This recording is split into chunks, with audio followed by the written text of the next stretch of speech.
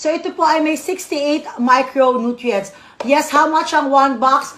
It's 1,000 pesos po for 10 sachets, okay?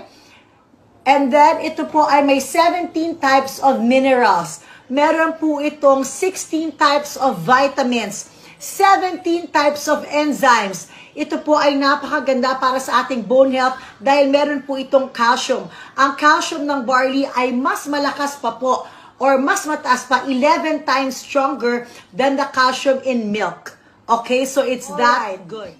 Ito po ay maganda rin po dahil anti-cancer po ang barley, okay? Napakataas po ng fiber content niya. So it's very good for colon cleansing. Pwede po ba ang barley sa may goiter? Perfect po ang barley sa may goiter. Okay. And it also gives you a youthful beauty and energy dahil meron po itong vitamin C and meron po itong antioxidants and minerals. Kaya naman po, maganda po. Ito din po is very, very good kasi rich in fiber po siya. So, riniregulate niya po ang ating bowel movement. Okay?